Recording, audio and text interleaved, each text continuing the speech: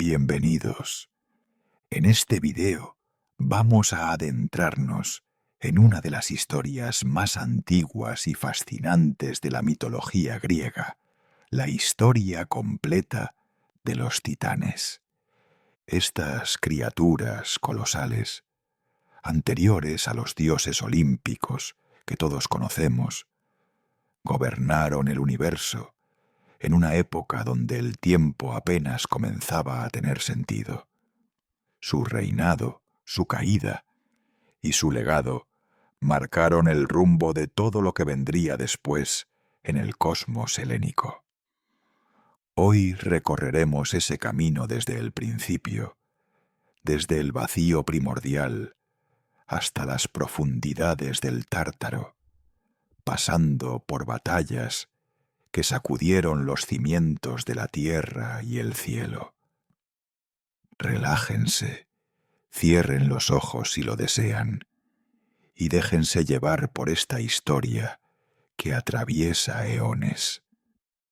No olviden darle me gusta al video, suscribirse al canal y contarnos en los comentarios desde dónde nos están escuchando. Empecemos. Al principio no había nada. Bueno, eso no es del todo cierto. Había algo, pero ese algo era tan vasto, tan vacío, tan carente de forma, que los antiguos griegos lo llamaron caos. No era un dios, no era una criatura, era simplemente el estado primordial de la existencia.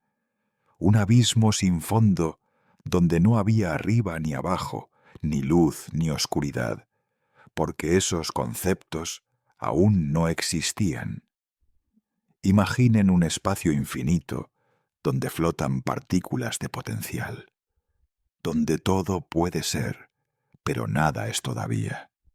Así era el cosmos antes de que comenzara realmente la historia. Del caos, de esa nada que lo contenía todo, emergieron las primeras entidades.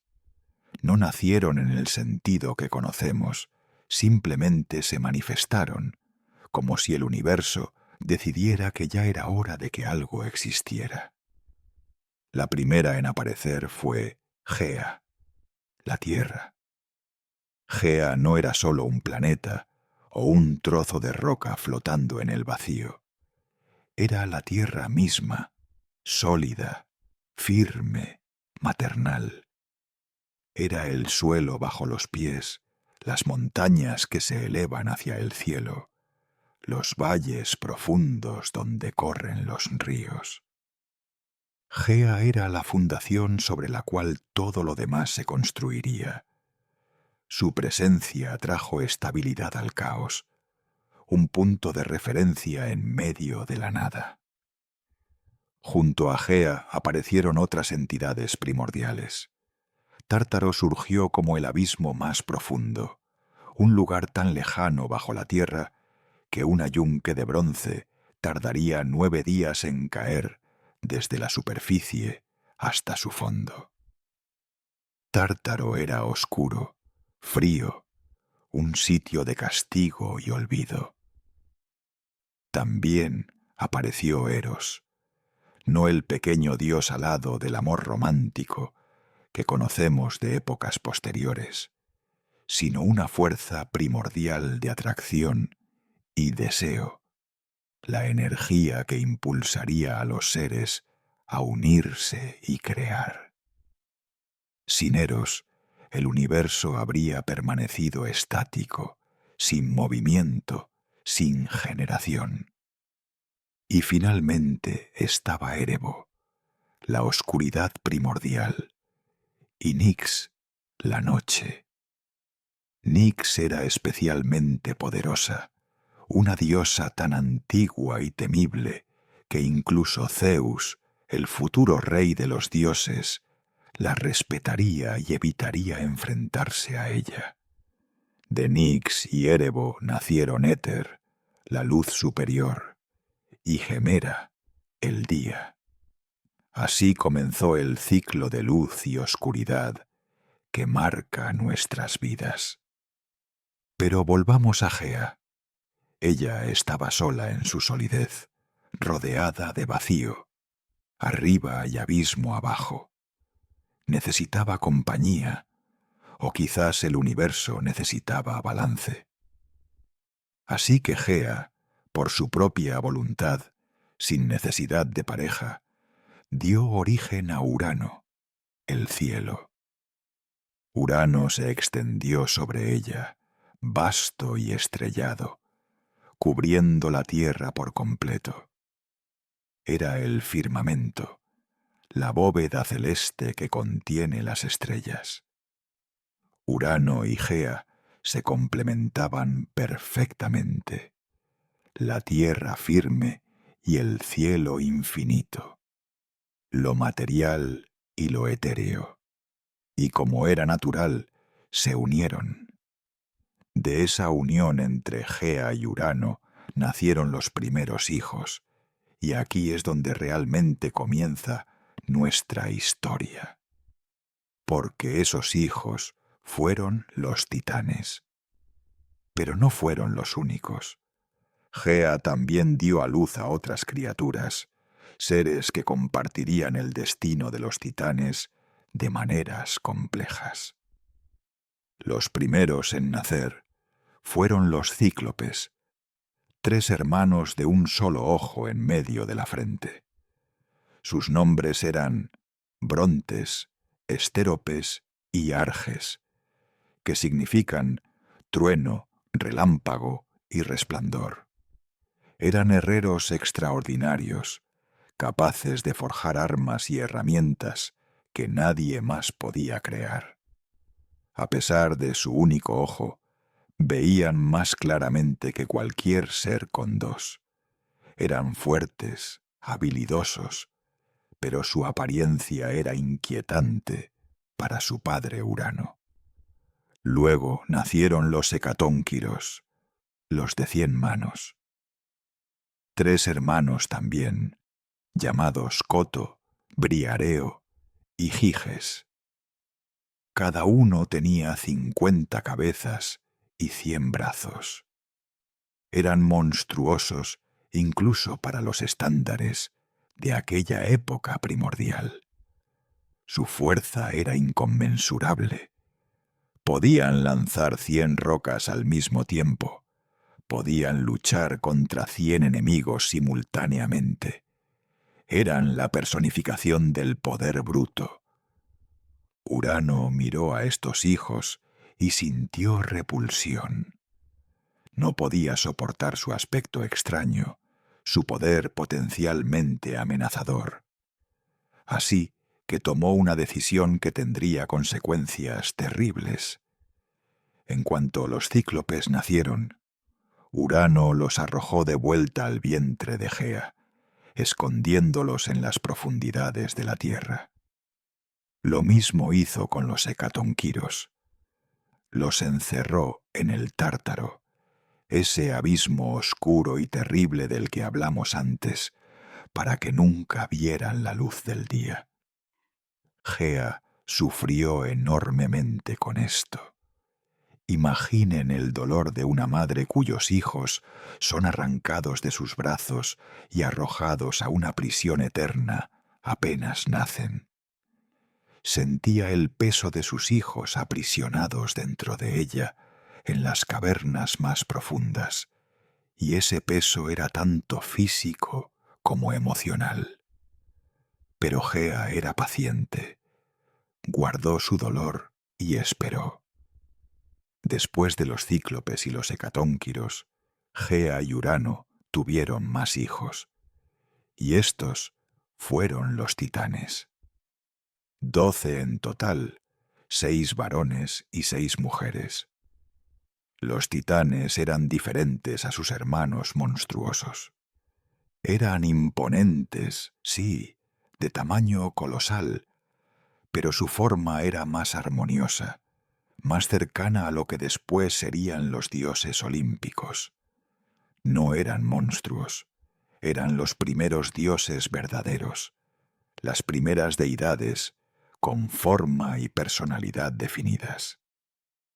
Los 6 titanes varones eran Océano, Ceo, Crío, Hiperión, Jápeto y el más joven, Cronos.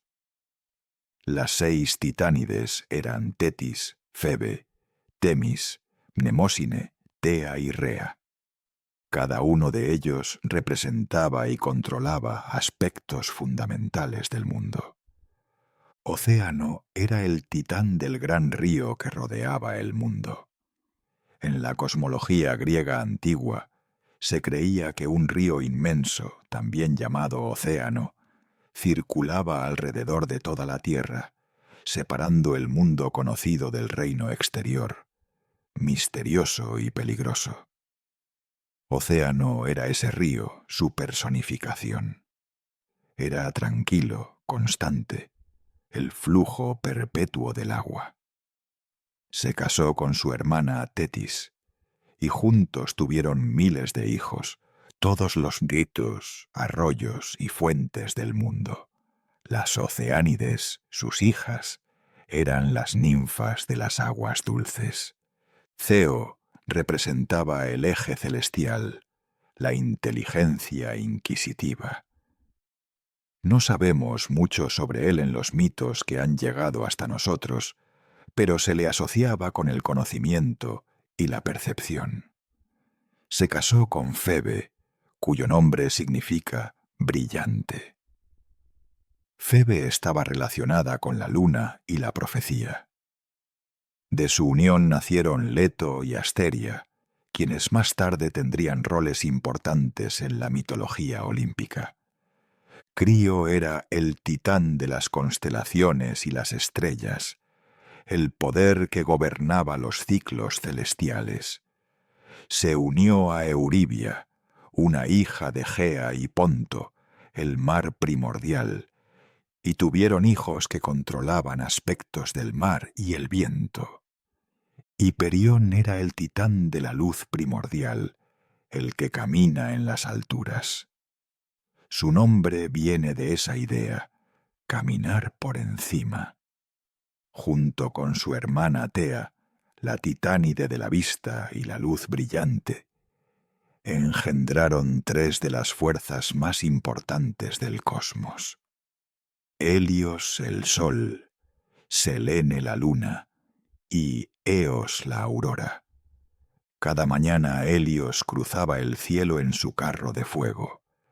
Cada noche Selene recorría el firmamento con su luz plateada, y cada amanecer Eos abría las puertas del día con sus dedos rosados.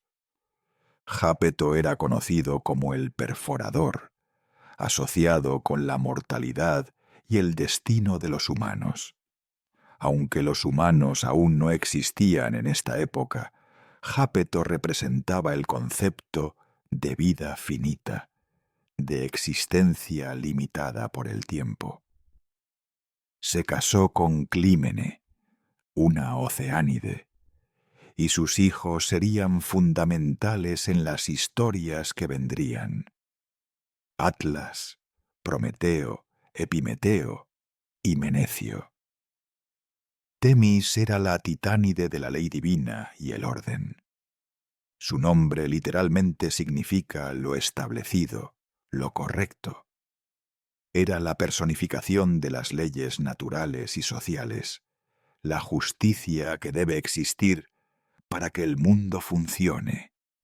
Más adelante se convertiría en consejera de Zeus y madre de las Horas y las Moiras. Mnemósine era la memoria, no la memoria como recuerdo personal, sino la memoria como fuerza cósmica, el registro de todo lo que ha sucedido. Era fundamental porque sin memoria no hay historia, no hay cultura, no hay aprendizaje. Zeus se uniría a ella más tarde y engendrarían a las 9 musas, las inspiradoras de las artes. Y finalmente estaba Rea, la madre por excelencia, la que fluye. Rea representaba la fertilidad, el flujo de la vida, la maternidad divina. Era gentil, pero fuerte, paciente pero capaz de actuar cuando era necesario. Su papel en nuestra historia será absolutamente central. Y luego estaba Cronos, el más joven de los titanes varones, pero el más astuto, el más ambicioso. Su nombre está relacionado con el tiempo, aunque no era exactamente el dios del tiempo en el sentido que pensamos. Era más bien el tiempo destructivo, el tiempo que devora, que consume. Cronos era diferente a sus hermanos. Mientras Océano estaba contento gobernando su río, mientras Hiperión se ocupaba de la luz, Cronos miraba a su padre Urano con ojos calculadores. Los titanes crecieron en un mundo que apenas estaba formándose. No había ciudades, no había humanos, ni siquiera había muchos animales todavía. Era un mundo de formas puras, de montañas recién nacidas, de mares sin nombre. Los titanes caminaban por valles donde ningún pie había pisado antes. Observaban horizontes que nunca habían sido contemplados. Eran los primeros verdaderos habitantes del cosmos, los primeros en experimentar la existencia con conciencia plena. Pero bajo esa aparente tranquilidad, algo se estaba gestando. Gea seguía sufriendo por sus hijos aprisionados. El dolor no había disminuido con los años, de hecho había crecido. Sentía a los cíclopes y los hecatónquiros golpeando las paredes de su prisión subterránea, clamando por libertad. Y Urano seguía siendo tan tirano como siempre. Cada noche descendía sobre Gea, cubriéndola completamente, y cada vez que nacía algo que no le gustaba, lo empujaba de vuelta a las entrañas de la tierra. Finalmente, Gea no pudo soportarlo más. Reunió su dolor, su ira, su amor maternal herido, y forjó un plan. Pero necesitaba ayuda. Necesitaba a uno de sus hijos titanes, uno que fuera lo suficientemente valiente o lo suficientemente ambicioso para desafiar a Urano. Convocó a sus 6 hijos varones y les expuso la situación. Les habló del sufrimiento de sus hermanos aprisionados, les habló de la crueldad de su padre, les pidió que alguien actuara. Los titanes escucharon en silencio. Era una propuesta terrible. Urano era su padre, el cielo mismo. Enfrentarse a él era casi impensable. Océano, el mayor, negó con la cabeza. No podía hacerlo. Ceo y Crío tampoco se atrevieron. Hiperión, el luminoso, dio un paso atrás. Jápeto consideró la propuesta, pero finalmente también declinó. El miedo, el respeto filial, o simplemente la prudencia los detuvieron a todos. Todos, excepto uno. Cronos, el más joven, dio un paso adelante. Miró a su madre y asintió. Lo haría. Pero había algo en sus ojos, algo que iba más allá del amor filial o la compasión por sus hermanos aprisionados. Había ambición, había un hambre de poder. Cronos veía esto no sólo como una liberación, sino como una oportunidad. Gea, aliviada de encontrar a alguien dispuesto, creó un arma especial para él. Alcanzó profundo dentro de sí misma, dentro de la tierra, y extrajo una sustancia gris y dura, el pedernal. Pero no un pedernal ordinario. Este era pedernal primordial, del mismo material del que estaba hecho el mundo. Con ese pedernal forjó una hoz enorme, con un filo que podía cortar cualquier cosa, incluso la carne inmortal de un dios primordial. Le entregó la hoz a Cronos y le explicó el plan. Esa noche, cuando Urano descendió como siempre para cubrir a Gea, para ejercer su dominio sobre ella, Cronos estaba esperando. Gea lo había escondido en un lugar estratégico. Cuando Urano se extendió sobre la tierra, confiado en su supremacía, vulnerable en su arrogancia, Cronos emergió de su escondite. Empuñando la hoz de pedernal, sin dudar, sin pensarlo dos veces, realizó el acto que cambiaría el cosmos para siempre. Con un movimiento rápido y brutal, Cronos castró a su padre. La hoz cortó la carne divina de Urano, separando su esencia generativa de su cuerpo. El grito de Urano debe haber resonado por todo el cosmos recién formado, un alarido de dolor, sorpresa y traición. La sangre del dios primordial cayó sobre Gea, y de esa sangre nacerían después otras criaturas, las erinias, las vengadoras de crímenes familiares, los gigantes, y las melias, las ninfas de los fresnos. Cada gota de sangre divina que tocó la tierra se transformó en algo nuevo.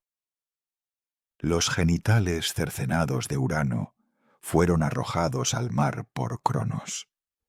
Cayeron en las olas y flotaron durante un tiempo, rodeados de espuma blanca. De esa espuma, mezclada con la semilla del dios del cielo y el agua del océano, nacería eventualmente Afrodita, la diosa del amor y la belleza.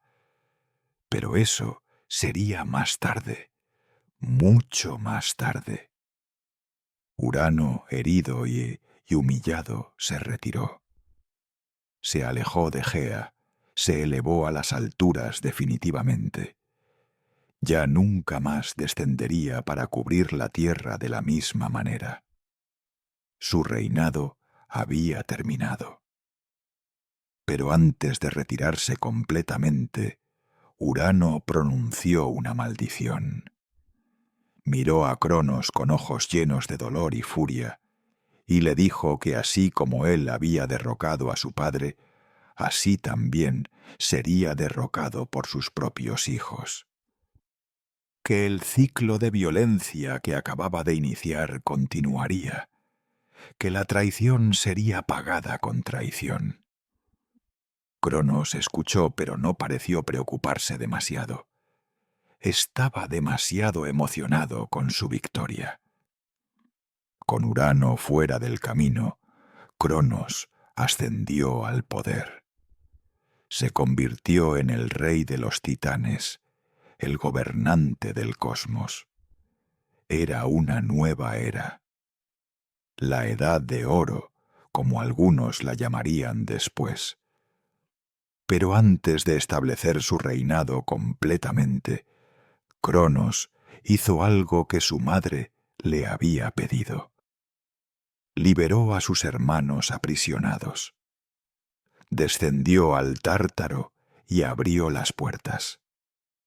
Los cíclopes y los hecatónquiros emergieron, parpadeando ante la luz que no habían visto desde su nacimiento. Pero aquí Cronos cometió su primer error. O quizás no fue un error, sino una revelación de su verdadera naturaleza. Después de liberar a los cíclopes y los hecatónquiros, después de ver su poder, su extrañeza, su potencial amenazador, Cronos sintió lo mismo que su padre había sentido: miedo. No podía confiar en estas criaturas. Eran demasiado poderosas, demasiado impredecibles. Así que, en una decisión que repetiría el error de Urano, Cronos volvió a encerrarlos. Los envió de vuelta al Tártaro, de vuelta a la oscuridad. Gea debe haberse sentido traicionada, pero Cronos ya no la escuchaba con la misma atención que antes.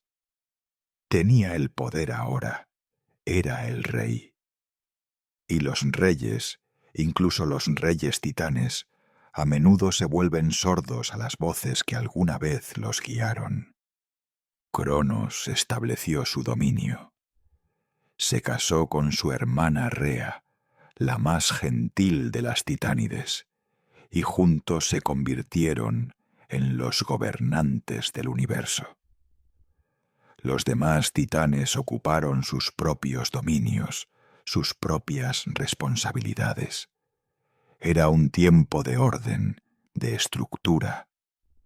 El mundo seguía formándose, las montañas se asentaban, los mares encontraban sus límites.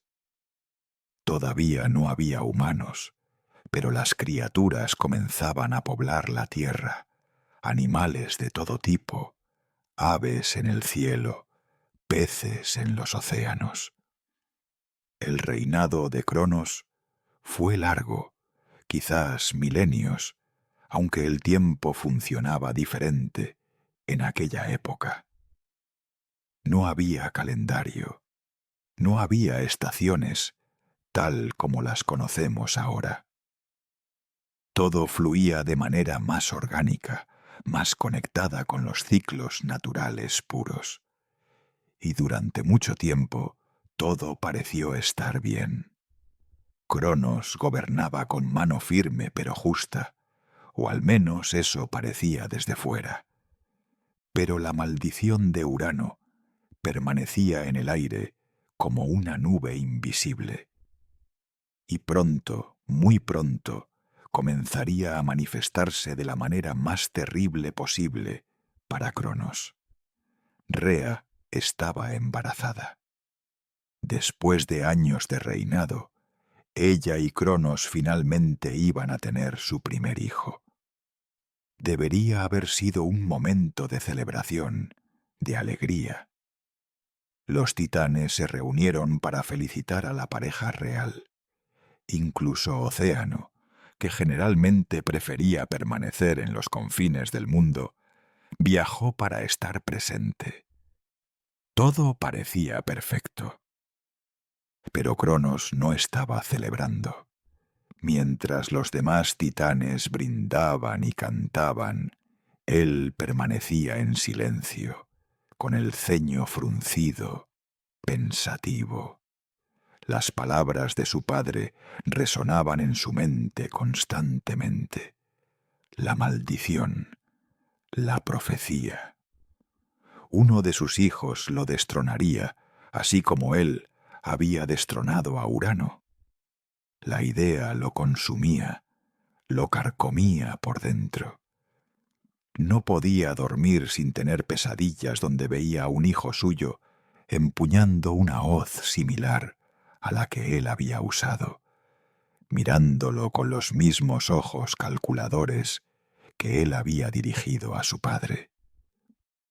Cronos no era tonto. Sabía que las profecías en el universo primordial tendían a cumplirse. No eran advertencias vagas o posibilidades remotas. Eran certezas, destinos escritos en el tejido mismo de la realidad.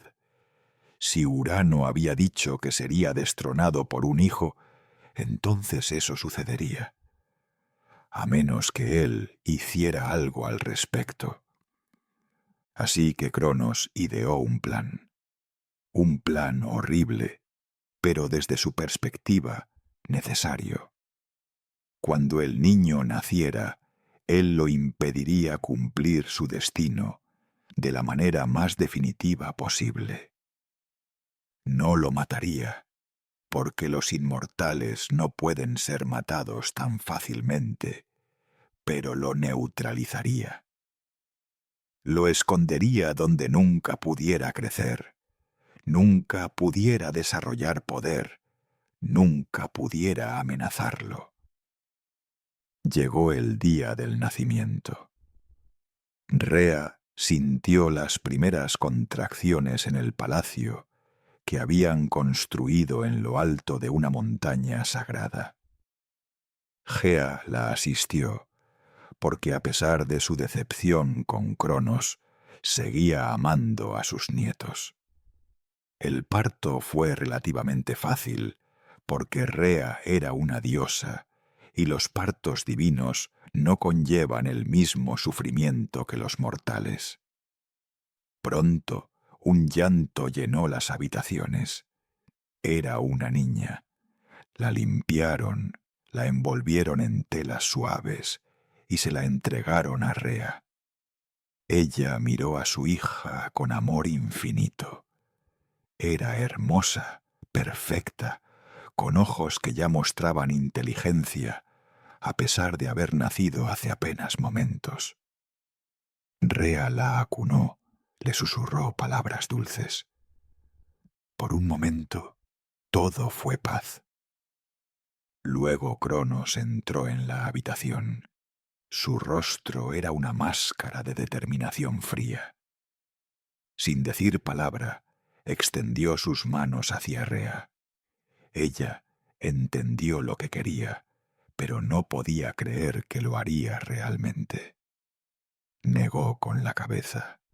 Acercó más a la bebé a su pecho. Pero Cronos insistió. Su voz fue firme, autoritaria. Era el rey. Sus órdenes debían ser obedecidas. Temblando, con lágrimas comenzando a formarse en sus ojos, Rea entregó a su hija. Cronos tomó a la pequeña bebé, tan frágil y nueva, la miró por un momento, y luego, sin ceremonia, abrió su boca inmensa y se la tragó entera. El horror de ese momento es difícil de expresar. Imaginen ver a su pareja, al padre de su hijo, consumir a su propia descendencia. Rea gritó, pero ya era tarde. La bebé había desaparecido por la garganta de Cronos, cayendo a las profundidades de su estómago divino. Allí, en la oscuridad y el calor del vientre de su padre, la pequeña diosa quedó atrapada. No muerta, porque los dioses no pueden morir, pero tampoco viva de manera significativa. Existiendo en un limbo, consciente, pero impotente. Rea estaba destrozada. Lloró durante días. Suplicó a Cronos que devolviera a su hija, pero él se negó rotundamente. Era por el bien de todos, decía. Era necesario para mantener el orden. Si permitía que sus hijos crecieran, uno de ellos lo destronaría y el caos reinaría nuevamente. No podía permitirlo. Su reinado debía continuar porque él era el mejor gobernante que el cosmos podía tener. O al menos eso se decía a sí mismo para justificar lo injustificable. Los años pasaron. Rea volvió a quedar embarazada, y cuando llegó el momento del segundo nacimiento, la escena se repitió. Otro bebé, otra niña, otra vez entregada a Cronos, otra vez devorada. El nombre de esta niña era Hera. Ella también quedó atrapada en el vientre de su padre, junto a su hermana mayor. Luego vino el tercer embarazo. Esta vez fue un varón. Rea tuvo una chispa de esperanza. Quizás con un hijo varón Cronos sería diferente. Pero no. El pequeño Hades, dios del inframundo en potencia, corrió el mismo destino. Cronos lo engulló sin vacilar. El cuarto hijo fue otra niña, Deméter, tragada. El quinto fue un varón, Poseidón, también devorado. 5 hijos, 5 veces el mismo horror. 5 veces Rea sintió su corazón romperse un poco más. Los niños no estaban muertos. Ella podía sentirlos de alguna manera, pero estaban perdidos para ella, encerrados en una prisión de carne divina.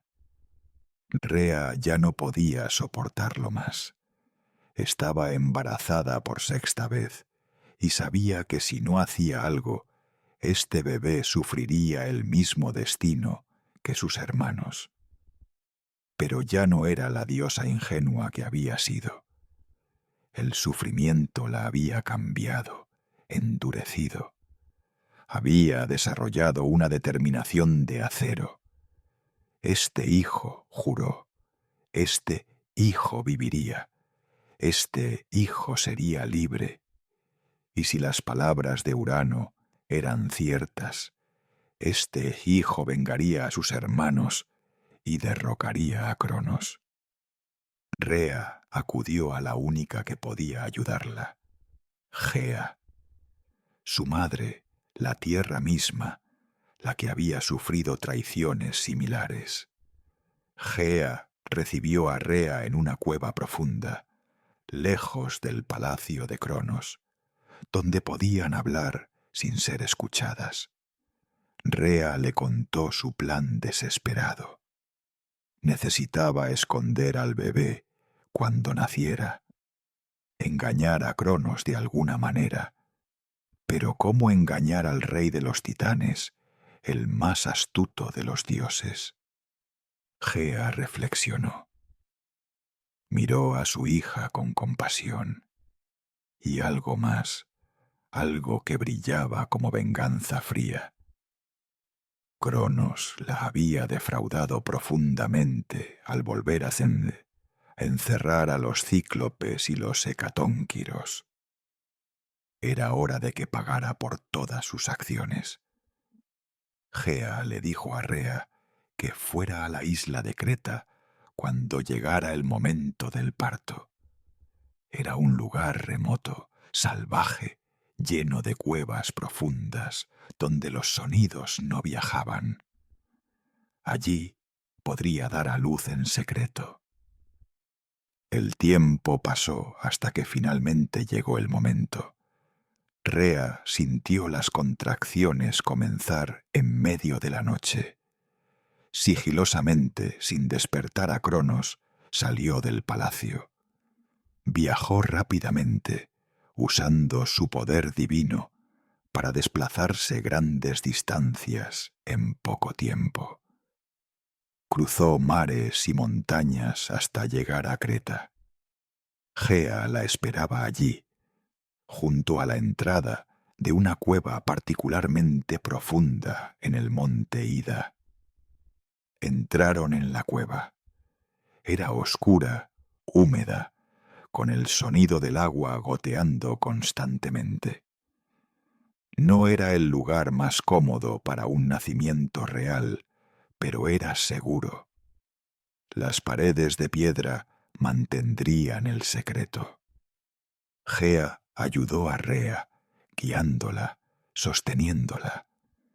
Y después de horas de trabajo, con el amanecer tiñendo el cielo exterior de rosa, nació el 6º hijo.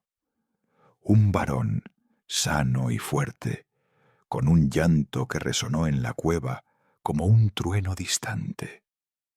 Rea lo sostuvo, mirando su pequeño rostro. Le puso el nombre de Zeus, que significa brillante o cielo luminoso. Era robusto, incluso para un bebé dios, con ojos azules penetrantes. Rea lo besó, memorizando cada detalle de su rostro, sabiendo que tendría que dejarlo. porque no podía llevarlo de vuelta al palacio. Cronos inmediatamente sabría que había dado a luz y exigiría ver al bebé. No, Zeus tenía que permanecer escondido, tenía que crecer lejos de su padre. Pero dejar a su bebé en una cueva, por más segura que fuera, no era suficiente. Zeus necesitaría cuidados, alimentación, protección. Gea ya había pensado en eso. Convocó a varias ninfas que vivían en los bosques de Creta, criaturas leales que entendían la importancia de lo que estaba sucediendo. Las ninfas aceptaron cuidar del bebé Zeus como si fuera propio. También estaban las abejas de la montaña, cuya miel alimentaría al pequeño dios, y la cabra Amaltea, cuya leche sería su sustento principal. Rea pasó unas pocas horas preciosas con su hijo, antes de tener que marcharse. Le susurró promesas, le dijo que volvería cuando fuera seguro, que él estaba destinado a grandes cosas. Luego, con el corazón desgarrado pero la mente clara, se marchó de la cueva. Tenía que regresar antes de que Cronos notara su ausencia prolongada. Pero todavía había un problema. Cronos esperaría ver al bebé. Esperaría tragárselo como había hecho con los otros 5. Rea necesitaba algo que darle, algo que pudiera engañarlo el tiempo suficiente para que Zeus pudiera crecer y hacerse fuerte. Gea tenía la solución. Recogió una piedra grande del suelo de la montaña, del tamaño aproximado de un bebé recién nacido. Pero no era una piedra cualquiera. Usando su poder sobre la tierra, Gea le dio forma, la moldeó hasta que se pareciera a un bebé envuelto en mantas. No era una ilusión perfecta, pero esperaban que fuera suficiente. Rea tomó la piedra y regresó al palacio. Llegó justo cuando Cronos comenzaba a despertar. Él notó inmediatamente que había algo diferente. Preguntó dónde había estado. Rea, con voz calmada que ocultaba su nerviosismo, le dijo que el nacimiento había comenzado y que había preferido estar en sus propias habitaciones. Cronos aceptó la explicación sin pensar mucho. Luego preguntó por el niño. Rea, con manos temblorosas, le entregó el bulto envuelto. Cronos lo tomó. Por un momento, Rea pensó que todo estaba perdido. Seguramente él notaría el peso diferente, la falta de calor, la ausencia de movimiento. Pero Cronos estaba tan consumido por su paranoia, tan enfocado en su ritual de devoración, que no se detuvo a examinar. Simplemente abrió su boca y tragó la piedra de un solo bocado. La piedra cayó pesadamente en su estómago, uniéndose a los 5 dioses que ya estaban allí. Cronos se limpió la boca, satisfecho. Otro problema resuelto. Otro potencial usurpador neutralizado. Nunca sospechó que había sido engañado, que su 6.º hijo estaba vivo, creciendo en secreto, esperando el momento de reclamar su destino. En Creta, el pequeño Zeus crecía. Las ninfas lo cuidaban con devoción absoluta. Lo bañaban en las aguas puras de los manantiales de montaña. Lo alimentaban con la miel más dulce y la leche más nutritiva de Amaltea. Cantaban para él, jugaban con él, le enseñaban sobre el mundo. Zeus era un niño feliz, a pesar de las circunstancias extrañas de su crianza. No sabía nada sobre su padre o sus hermanos atrapados. Para él, esta cueva, este bosque, estas ninfas, todo era su mundo completo. Pero había un problema práctico. Los bebés lloran, y Zeus no era la excepción. Sus llantos, siendo los de un dios, eran especialmente potentes. Resonaban fuera de la cueva y podían ser escuchados a grandes distancias. Si alguien leal a Cronos pasaba por allí y escuchaba a un bebé en una isla supuestamente deshabitada, podría investigar y descubrir el secreto. Gea había pensado en esto también. Convocó a los curetes, un grupo de jóvenes guerreros divinos que vivían en Creta. Les encargó una tarea específica. Cada vez que Zeus llorara, ellos debían golpear sus lanzas contra sus escudos, crear un ruido ensordecedor que ahogara el sonido del llanto. Los curetes aceptaron con entusiasmo. Se convirtieron en los protectores de Zeus, montando guardia constante alrededor de la cueva, sus armas siempre listas. Los meses pasaron y Zeus creció con una rapidez asombrosa, como suelen hacer los dioses. Lo que le tomaría años a un mortal, a él le tomaba meses. Pronto estaba caminando, luego corriendo por los bosques de Creta, explorando cada rincón de su hogar isleño. Las ninfas le enseñaron sobre las plantas y los animales, sobre las estrellas en el cielo nocturno, sobre las corrientes del viento. Amaltea se convirtió en su compañera constante. El niño Dios y la cabra divina formaron un vínculo especial. Zeus a veces dormía acurrucado contra su cálido flanco, pero conforme Zeus crecía, también crecía su curiosidad. Comenzó a hacer preguntas. ¿Quién era él? ¿Por qué vivía en una cueva? ¿Dónde estaban sus padres? Las ninfas respondían con evasivas, diciendo que todo se le explicaría cuando fuera el momento correcto. Pero Zeus era inteligente, incluso de niño. Sabía que le ocultaban algo importante. Podía ver en sus ojos una mezcla de amor y tristeza, como si supieran algo terrible que él no sabía. Cuando Zeus alcanzó la equivalencia de un joven adolescente, Gea finalmente vino a visitarlo. Era la primera vez que la veía desde su nacimiento, aunque él no recordaba ese primer encuentro. Gea se manifestó en la cueva una noche, su presencia haciendo que las piedras mismas vibraran con respeto. Zeus, que ya era alto y fuerte, la miró con asombro y algo de cautela.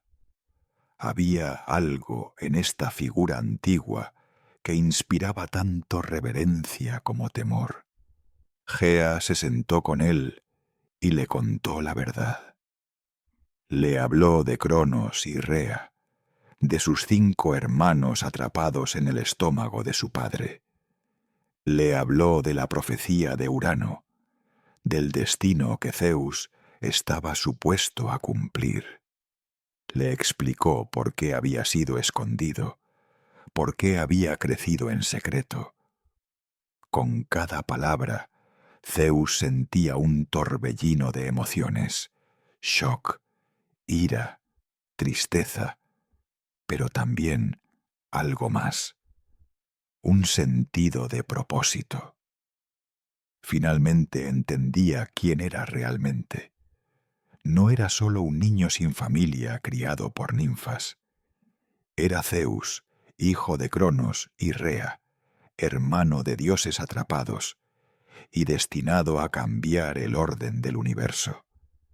Cuando Gea terminó su relato, Zeus permaneció en silencio por un largo tiempo.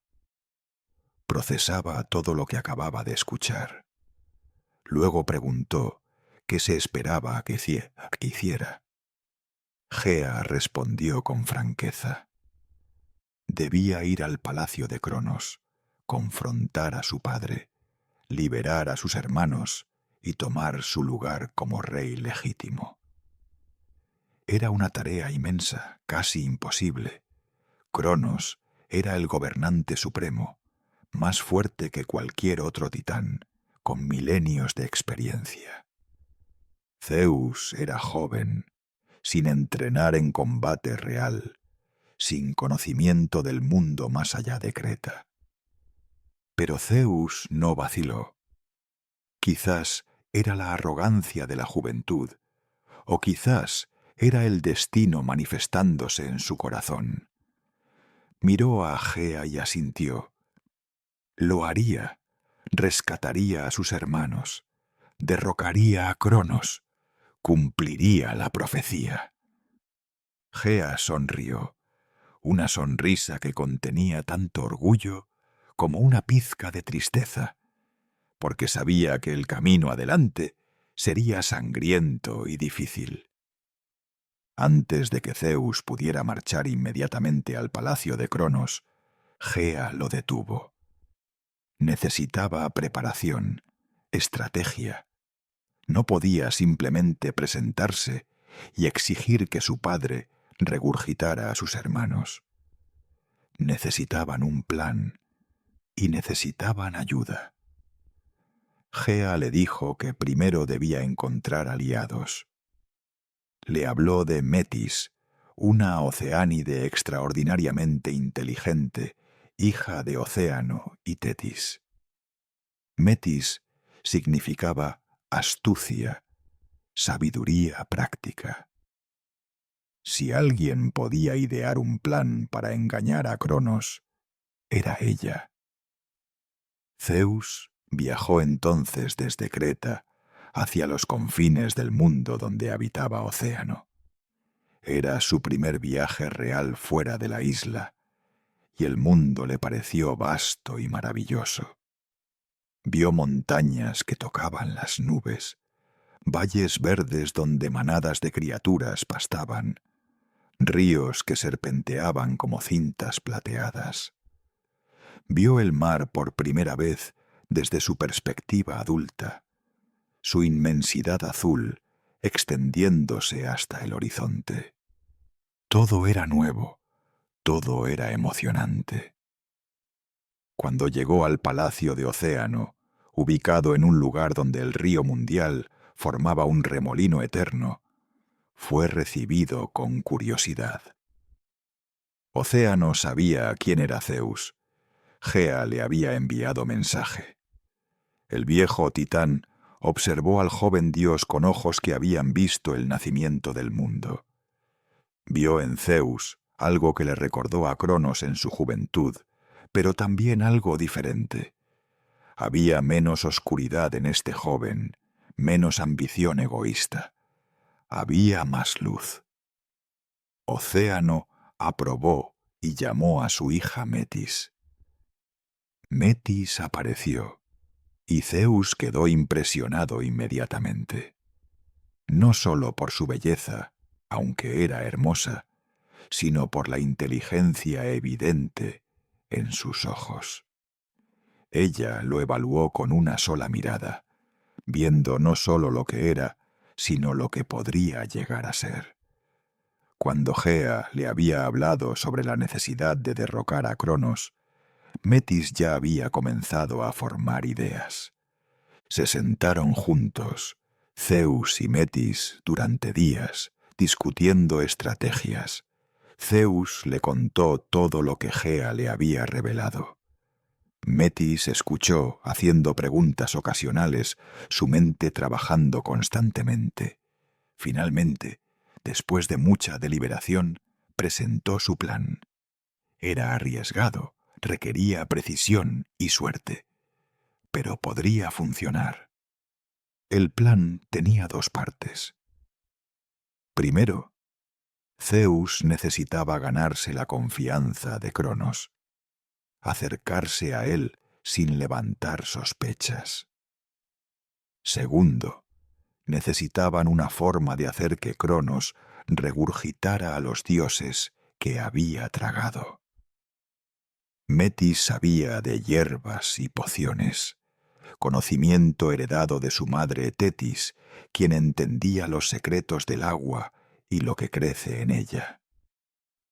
Podía preparar una mezcla especial, un emético tan potente que incluso un dios se vería obligado a vomitar su contenido estomacal. Pero ¿cómo hacer que Cronos bebiera esa poción? Aquí venía la parte delicada.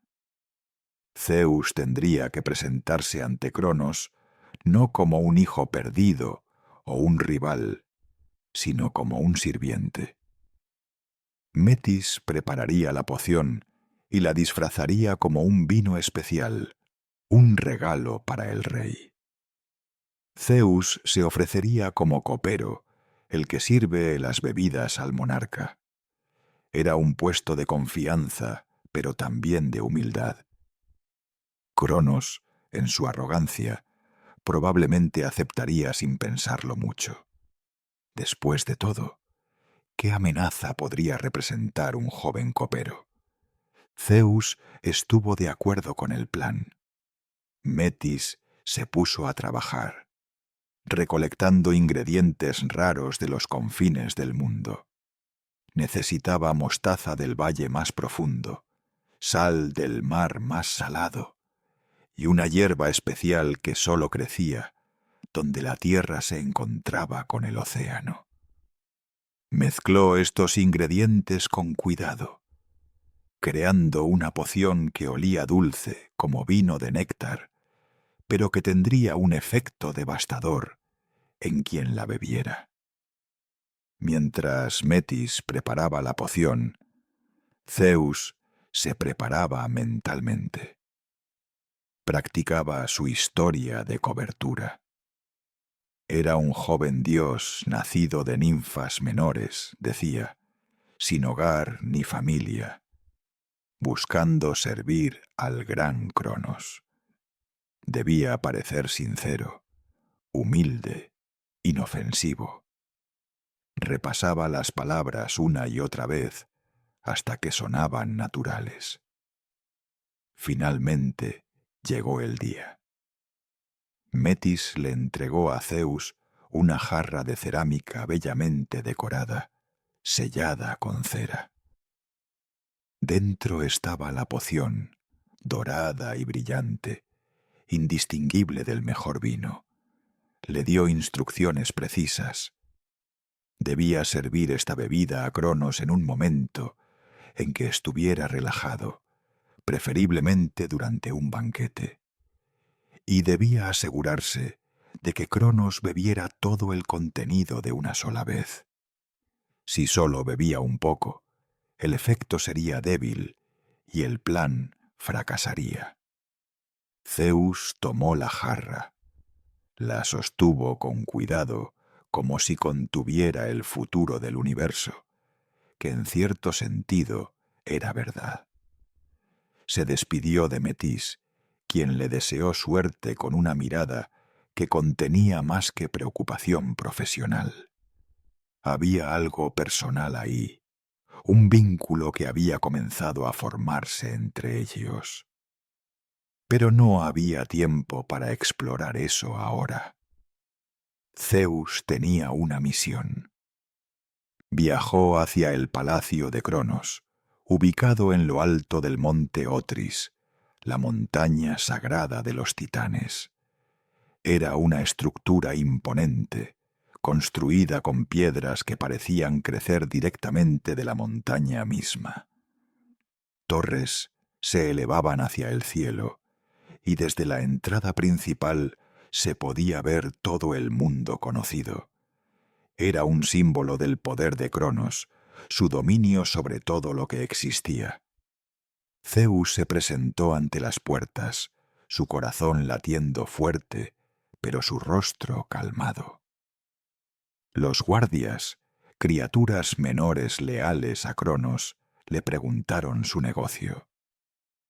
Zeus repitió su historia ensayada. Buscaba empleo, buscaba servir al gran rey. Era bueno sirviendo bebidas, había trabajado en el palacio de Océano por un tiempo, tenía referencias. Los guardias lo miraron con sospecha, pero finalmente lo dejaron pasar. Un simple copero no representaba amenaza alguna. Dentro del palacio, Zeus fue conducido ante el mayordomo principal, un viejo sátiro que había servido a los titanes desde tiempos inmemoriales. El sátiro evaluó a Zeus con ojo crítico. Era joven, pero parecía confiable, tenía buena presencia. El palacio siempre necesitaba más sirvientes, especialmente con el gran banquete que Cronos estaba planeando para celebrar otro año de reinado pacífico. Zeus fue contratado en el acto. Durante las siguientes semanas, Zeus trabajó como copero en el palacio. Servía vino a los diversos cortesanos y visitantes, aprendía las rutinas, observaba y, sobre todo, observaba a Cronos. Veía a su padre por primera vez, aunque Cronos no tenía idea de que este joven sirviente era su hijo. Cronos era imponente, alto como una torre, con ojos que parecían ver a través de las cosas. Pero también había algo cansado en él, algo casi paranoico. Miraba a su alrededor constantemente, como si esperara que cada sombra escondiera un enemigo. Zeus también conoció a su madre, Rea, aunque tampoco podía revelar quién era.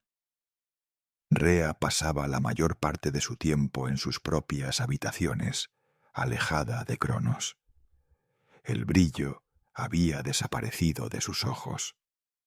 El dolor de perder a 6 hijos, aunque no sabía que el sexto estaba vivo, la había cambiado profundamente. Cuando Zeus le servía vino durante las cenas formales, a veces sus miradas se encontraban. Había algo en los ojos de Zeus que hacía que Rea se detuviera, que sintiera un pinchazo de reconocimiento que no podía explicar, pero nunca dijo nada. El día del gran banquete finalmente llegó.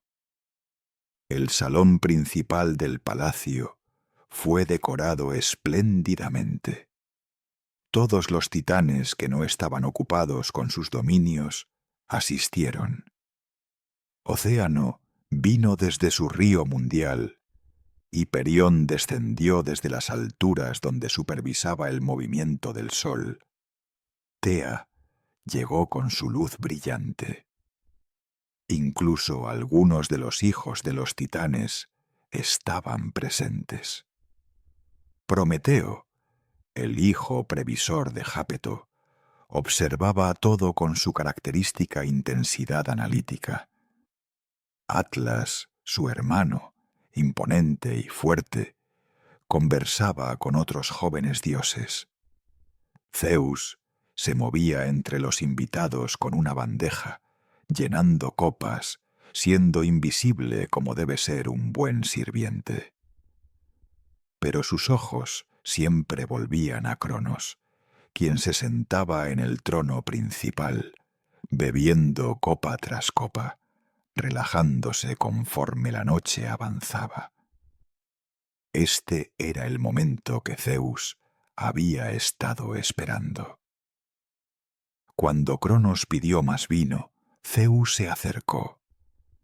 pero en lugar de llenar su copa de la jarra común, discretamente sacó la jarra especial que Metis había preparado, la que había mantenido escondida en sus habitaciones de sirviente. La destapó con cuidado, vertiendo el líquido dorado en una copa grande. El aroma era embriagador, dulce, perfectamente convincente. Zeus llevó la copa a Cronos, la colocó delante de él con una reverencia. Cronos apenas lo miró, tomó la copa y bebió profundamente. El sabor era excelente, mejor que cualquier vino que hubiera probado en mucho tiempo. Bebió más, disfrutando cada sorbo. Los otros invitados continuaban conversando, riendo, ajenos a lo que estaba sucediendo. Zeus retrocedió, esperando, su corazón latiendo tan fuerte que temía que todos pudieran escucharlo. Al principio no pasó nada. Cronos terminó la copa, la dejó a un lado, continuó conversando con Hiperión sobre algo relacionado con el movimiento de las estrellas.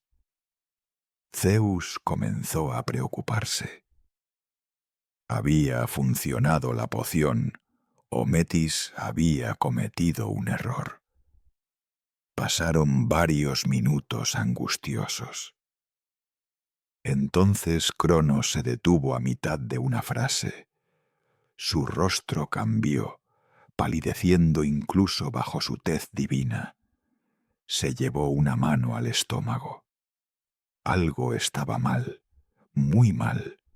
Sentía una presión inmensa, una necesidad urgente. Los invitados comenzaron a notar su incomodidad. Las conversaciones se detuvieron. Rea se puso de pie, preocupada. Cronos intentó levantarse, pero sus piernas no le respondieron correctamente.